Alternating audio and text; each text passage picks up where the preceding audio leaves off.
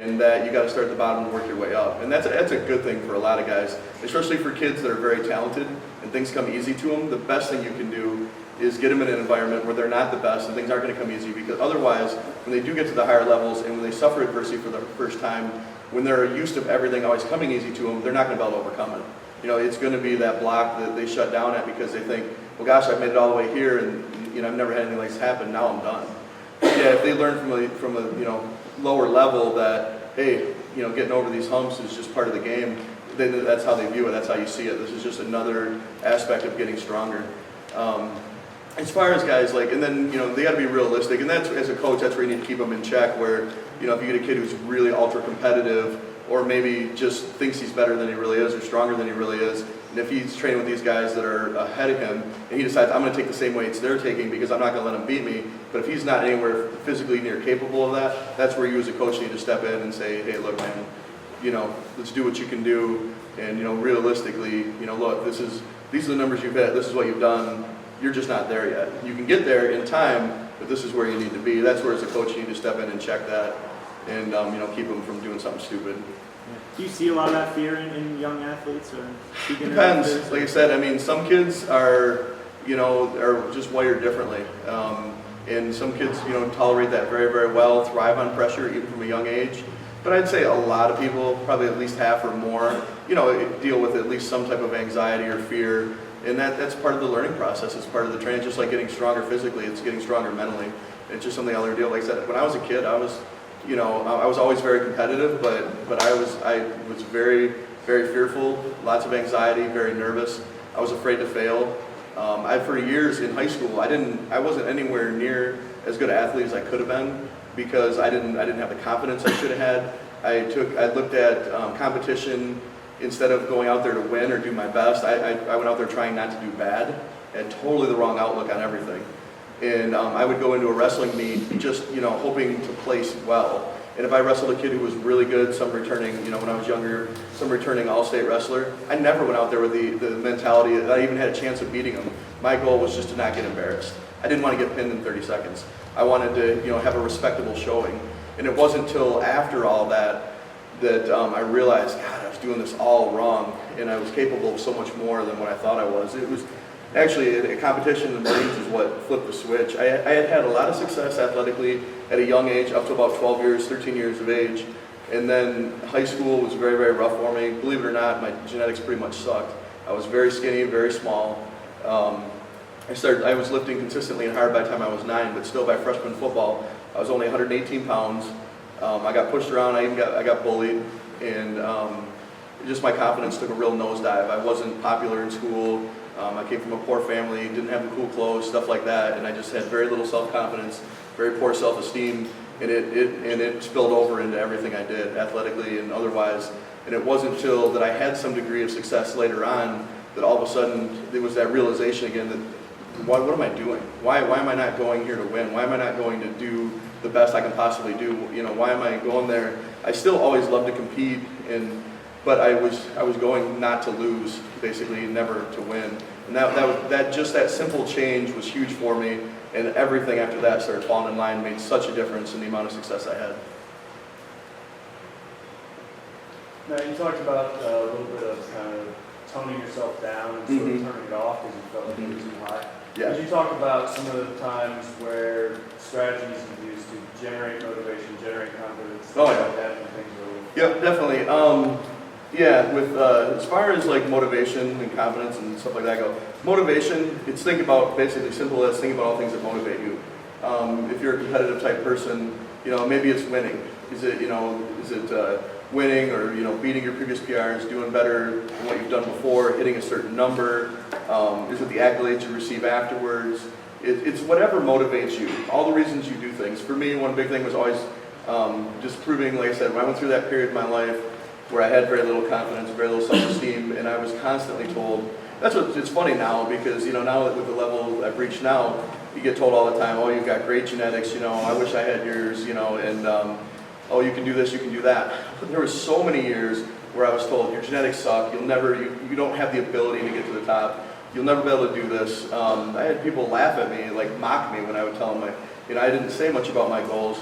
But I had, you know, in high school I was always reading muscle magazines and stuff. People would see that and they'd be like, you know, this one girl on the school bus one time who was several years older than me, she kind of snatched the magazine away from me and she's looking at it and she goes, so you want to look like this, huh? And I was kind of embarrassed, but I was like, yeah. And she goes, you'll never get close. And like threw it back to me. I mean, just, you know, so dismissive, like as if I was just ridiculous for even thinking like that. But, so the big thing that motivated me was proving those type of people wrong. Even to this day, it still happens all the time. You know, like proving the naysayers wrong, or somebody tells me I can't do something, I'm going to set out 10 times harder to prove them wrong. Like my big goal right now, which I still have a lot of work in front of me to do, is to get a pro card in bodybuilding. I want to be the first. And there's been some very strong bodybuilders that have done some powerlifting. There's been some very good powerlifters that have done some bodybuilding and been successful at the state level. But there hasn't been any like world champion powerlifters that have got a pro card in bodybuilding. And have, you know, done that first, come from a powerlifting background. Like Stan Efforting right now is doing both, but he's just a freaky strong guy that got his pro card and then realized, you know, what a good powerlifter he'd make too. But I want to be the first guy to come from a totally powerlifting background and then get a pro card in bodybuilding. And right away when I was getting ready to do my first show, I actually got interviewed by a guy from Muscular Development, and he'd heard about me getting ready to do this bodybuilding show and asked me, you know, just, it was at the Arnold, brought me out from behind the booth, throw the camera in my face, start rolling, not prepared for any of this. And starts asking me questions about it and everything like that. And so he's like, well, what's your goal with doing the bodybuilding thing? And I'm like, well, I was kind of thinking, you know, maybe, you know, like down the road, try to get a pro card. And he's like, pro card? He's like, you've never even done a show and you're going to have to go a pro card? That's a big statement. And basically just started to make it sound like there was no way in hell that was going to happen. By the end of that interview, I was determined to make it happen. And I told the guy this a year later, that this happened like a year and a half ago. And I run into Arnold the next year and I was like, hey dude, that interview you did with me, that motivated the hell out of me. So yeah, it's things like that. So really with motivation, it's all about why do you do the things you do? You know, what makes you go to the gym? What makes you want to achieve these things? And then it's, you know, write them down, focus on them. I tape stuff to my refrigerator. I'll write things in places that I look at them all the time, and I think about stuff all the time. I mean, I'll go to bed thinking about it. I wake up thinking about it. I'm at work thinking about it. You know, it's a continual thing. And you know, right now with my bodybuilding stuff, for quite a while now, I've had a picture of. If you guys know who Marcus Rule is, probably one of the biggest freaks that ever step on a bodybuilding stage. I met the guy in person, and I mean, I've met all the biggest guys. Jay, Ronnie, these guys that are 300 pounds of muscle and stuff. Rule dwarfs everybody. The guy's an absolute freak. And, I got a picture of him taped to my refrigerator. So every time I'm going to eat, or if I should be going to eat more, I look at that picture of him and know how far I have to go. And that motivates me, how far I am away from what is possible to achieve. So it's just about focusing on all the things, you know, that drive you, you know, whatever that may be. You've done all this work in terms of conquering your fear and motivation. And in the vault, there's a story about your leg was acting up prior to powerlifting competition, so much so that guys were wondering if you were going to pull out. But even though you could hardly walk, you still forced your way through. Oh yeah, I forgot about that. That's when I was on crutches. Yeah. With all the work that you've done, do you still have that part of you that's that like devil on your shoulder that you have to kind of battle back that says you can't do it? Very, very, very little at this point. Once in a while, there might be a little tiny bit of something, you know, they try to just knock back a little bit and say, maybe this will be the injury that stops you. Maybe this will be the injury that shuts you down. But that's very fleeting at this point. It's very, very, I don't even entertain that idea. When I tore this tricep in December, it was just like, are you kidding me? But it was more just frustration. Okay, bump in the road. Maybe I'll have to change my competition plans, but there was no doubt about coming back from it. But yeah, the story he's referring to, which I had kind of forgotten all about this, that was before the 2006 Arnold. That was actually the Arnold when I won. So this freak thing happened with my knee. To this day, I really don't even know what it was. The closest I could come to was there was inflammation in my IT band, and it got, in a matter of a couple weeks, it came out of nowhere. It went from being just a little bit of soreness on the outside of my knee, it ran up the outside of my leg, to I actually ended up on crutches. I went to the doctor, had an MRI and x-rays and stuff done. All they found was a lot of fluid and swelling around the outside of my knee, around my IT band, but had no idea what caused it. They said no, any type of squatting or the training I was doing shouldn't irritate this. But yeah, it's 3 weeks out from the Arnold. This happened about a month out, and then I was on crutches for a couple weeks, could barely even bend my leg. It was extremely painful. Well, the funny thing was too, was that when you start talking about pain tolerance, when he was trying to bend my leg and stuff. I mean, it was excruciating, but I'm just like, do whatever you got to do. I can take it. But he knew, like from looking at the MRI and stuff, he knew how bad it was, and he's just like, no, I know you're in way too much pain. I'm like, dude, I can take it. Just do it. But yeah, they had to take me in a wheelchair, take me out to my car. But to make a long story short, and I remember thinking at that point, for a minute there, I was like, shit, is this going to stop me? Am I not going to be able to compete? But then I just mentally, I said, you know what? Basically, I said, fuck that. I will compete. I'm going to do fine. I don't know how I'm going to do it. Actually, I sent an email out to some of my friends saying that, people were asking, shit, you're on crutches, this and that. And I said, I think it was real basic. I'm going to compete. I'm going to lift, and I'll do fine. And then, like the next couple of days, my knee started improving. Within a week, I was back squatting, and like a couple weeks out, I took some heavy singles, was fine. Long story short, I went into the meet and squatted a PR.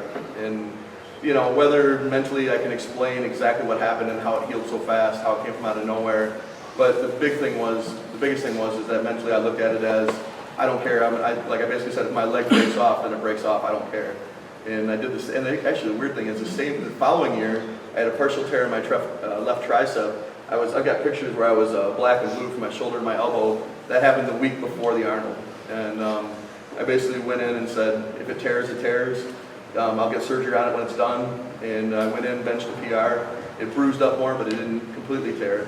And but it just mentally, a lot of guys will pull out, they get food poisoning or get sick, get the sniffles. They feel that they're not 100%, they're not going to do the meet. I don't care. If I prepare for it, I'm going to go in and do it. And I just take the mentality that nothing's going to stop me. And I really, really believe in that.